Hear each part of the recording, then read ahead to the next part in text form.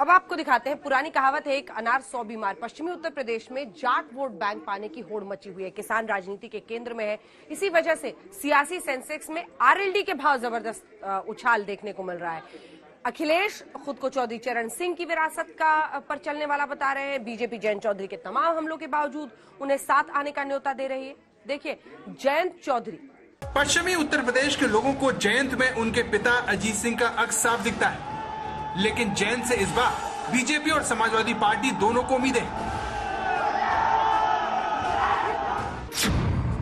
अखिलेश को उम्मीद है कि वो जयंत चौधरी के जरिए पश्चिमी उत्तर प्रदेश से बीजेपी को साफ कर सकते हैं, तो बीजेपी देर सवेर जयंत के साथ आने की आस लगाए बैठी है ताकि जाटलैंड में उसकी दिक्कतें दूर हो सके।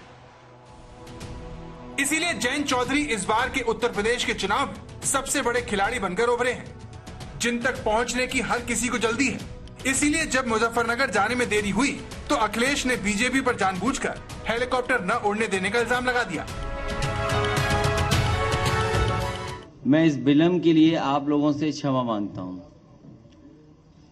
देरी का कारण मुझे नहीं बताया गया। मैं कई घंटे हेलीकॉप्टर में बैठा था, रिफ्यूल कराना पड़ा, उसके बाद मैं आपके बीच में पहुंचा हूं।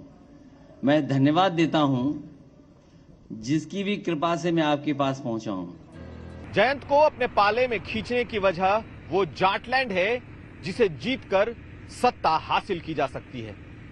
कहा जाता है कि इस इलाके में जाटों का सिक्का चलता है और उनकी पार्टी आरएलडी है।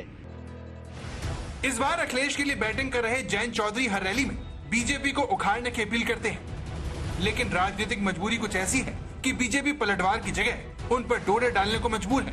फिर भी जयंत मुलायम होने को राजी नहीं है।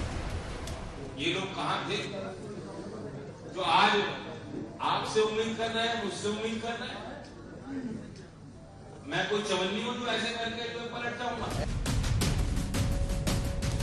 आरएलडी को पिछली बार सिर्फ एक सीट मिली थी, लेकिन किसान आंदोलन ने सारे समीकरण बदल दिए हैं। नौबत यह आ चुकी है कि बीजेपी को डर है कि कहीं जयंत उसका खेल न बिगाड़। कितनी बड़ी विडंबना है कि राष्ट्रवादी पार्टी अब जाट जाट चिल्ला रही है, और ये आप सोचिए, हम किसान किसान चिल्ला रहे हैं और वो जाट जाट चिल्ला रहे हैं, तो किसका भला कौन चाहता है? ये बातें अपने आप उजागर हो चुकी। पहली बार नहीं है, पिछले विधानसभा चुनाव के पहले भी इन्होंने ऐसी बैठक की थी, और क्या मिला लोगों को? पश्चिमी उत्तर प्रदेश में जाट और मुस्लिम समुदाय का समीकरण ऐसा प्रभावशाली है कि जिसने भी इन दोनों को साथ साध लिया, समझिए वही प्रगतिशील और जीत उसी की होगी। 2013 में जिस तरीके से मुजफ्फरनगर के दंगे हुए, उसका सबसे बड़ा फायदा इसी वजह से बीजेपी यानी कि भारतीय जनता पार्टी को हुआ था। लेकिन किसान आंदोलन ने जाट और मुस्लिमों को फिर से करीब लाने का काम किया। राकेश टिकैत के मंचों से बार बार मुस्लिम एकता की अपील की गई। इसी असर को कम करने के लिए अमित शाह ने 2 दिन पहले जाट नेताओं को दिल्ली बुलाकर बात की और जाटों को 650 साल के रिश्ते का वास्ता दिया। कि हमारा आपका नाता तो 650 साल पुराना है, तो पूरी सभा समाप्त होने के बाद 1-2 लोग रुक गए। उन्होंने बड़े भैया 650 साल समझा दो, आपकी पार्टी ही 50 साल से बनी, कैसे 650 साल? आप भी मुगलों से लड़े, हम भी लड़ रहे हैं, ये हमारा नाता है। अमित शाह ने जाट नेताओं को अपने पाले में खींचने की हर मुमकिन कोशिश की है। उनके सम्मान का ख्याल रखने का हवाला भी दिया और यह भी काम गिनाए कि महान स्वतंत्रता सेनानी महेंद्र प्रताप सिंह के लिए के नाम से बाकायदा यूनिवर्सिटी भी बनाई है। आज उसके जवाब में जयंत चौधरी ने लखीमपुर में मारे गए किसानों की याद दिला दी। यूपी में जाट समुदाय की आबादी करीब 6 से 7% मानी जाती है, जबकि वेस्ट यूपी में जाट आबादी करीब 17% है। पश्चिमी यूपी में दलित मुस्लिम के बाद जाट तीसरे नंबर पर। जाट पश्चिमी उत्तर प्रदेश की 18 लोकसभा सीटों और 120 विधानसभा सीटों पर हार जीत तय करने में अहम भूमिका निभाते हैं। जयंत भी इस बात को अच्छे से जानते हैं, इसीलिए जीत के लिए वो इमोशनल कार्ड खेलने से भी नहीं चूकते। मुझसे तो अभी कोई नाराजगी नहीं है।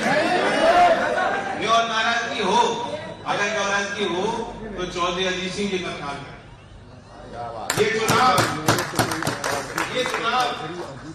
ये चुनाव उनके लिए समर्पित है जिन्होंने पूरा जीवन किसानों में लगाया, आपके बीच लगाया।